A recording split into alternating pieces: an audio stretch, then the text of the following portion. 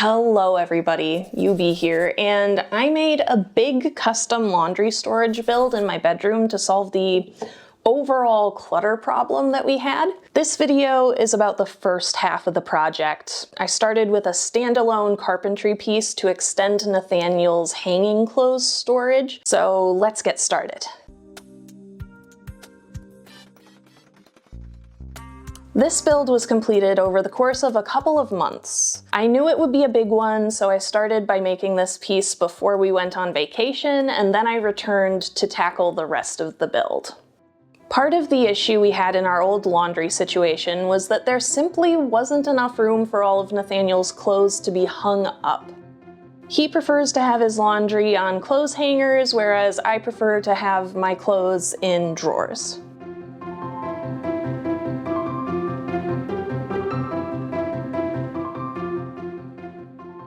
So I drew up this closet shelf style project to give him maximum use of the space on his side of the bedroom. This project started with taking the measurements of the space we wanted to install the final piece in and doing the math to mark out my cuts. I used 10-inch 1x lumber for this project and recycled the rod flange hardware for the dowel rod from the armoires that we had in the room previously.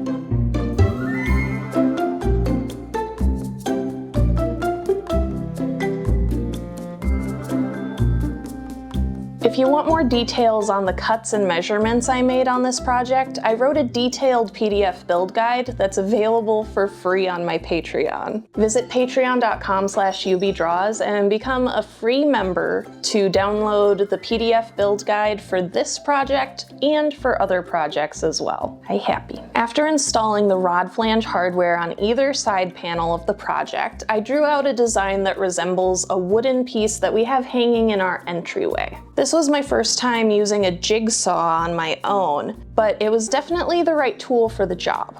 I'm so grateful that I've used a jigsaw with my parents before. I knew I was better off taking the larger chunks of negative space off of the panels and smaller pieces with this specific tool. The footage I got of this process was honestly really beautiful, and I couldn't bring myself to waste too much of it. It was such a beautiful day to be outside making sawdust where I didn't have to vacuum it up later.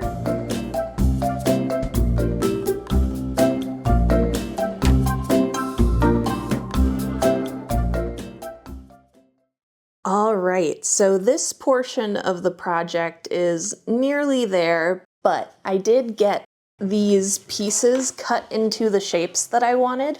The hope I had with this was that I would be able to route the edges of this to make them a little more curved, smooth, a little less hard.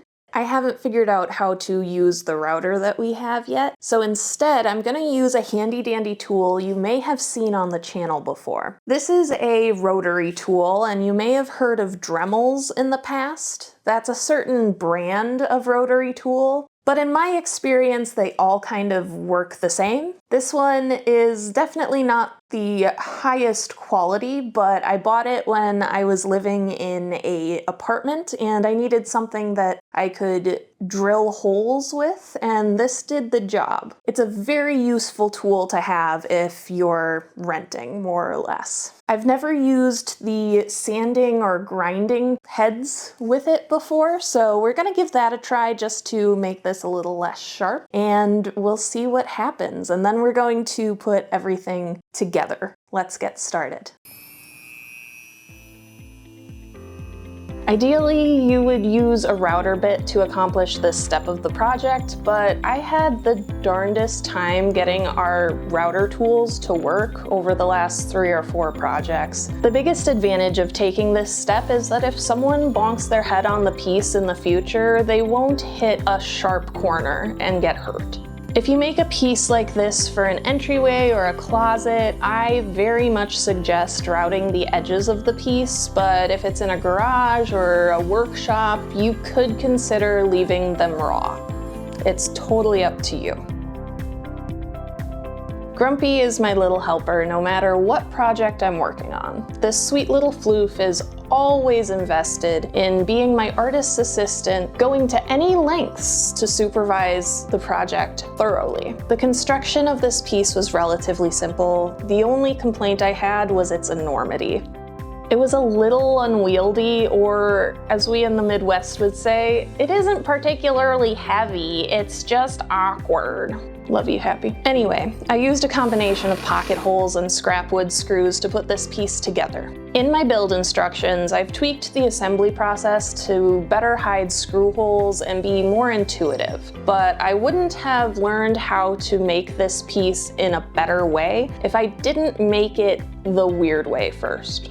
Because I know my human and his ADHD leads him to overload hangers, hooks, and anything else you can put things on around the house, I made sure to add a couple of support pieces in the middle of the piece to add structure and strength.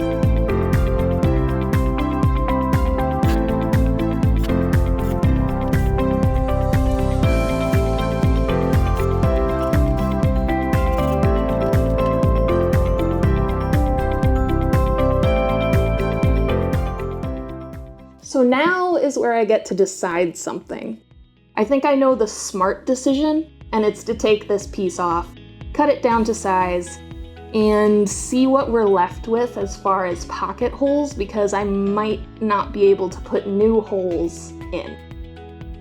But let's get it on the saw and see what happens.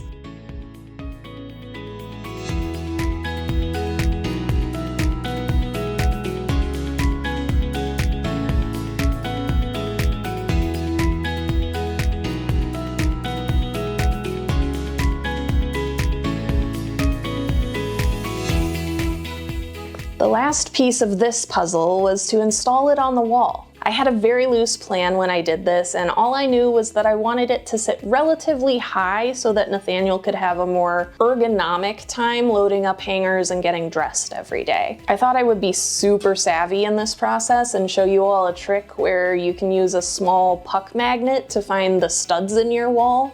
But I forgot that my house is over 100 years old, and its many, many years on this earth has led to funny construction quirks. In particular, the walls in our bedroom have really thick drywall, which made it impossible to find a stud with just a puck magnet. Instead, we invested in a small stud finder, and I did my best to anchor this piece in at least 2 studs, but I was actually able to clip in a third one, so that's awesome.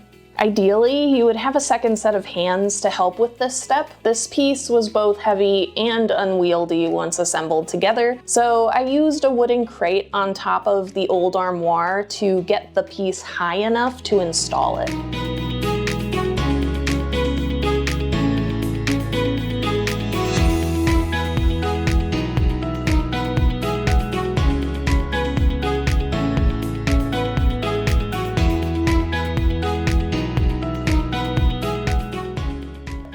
I really love what I was able to put together here, and it has served us well for the last 4 or 5 months, something like that.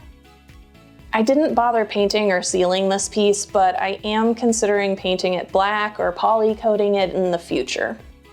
This was just the first piece of a much bigger build though, so don't forget to subscribe and come back to see part 2. Thank you so much for getting to the end of the video. It really does help my little channel out a lot, so here's 1,000 experience points just for that.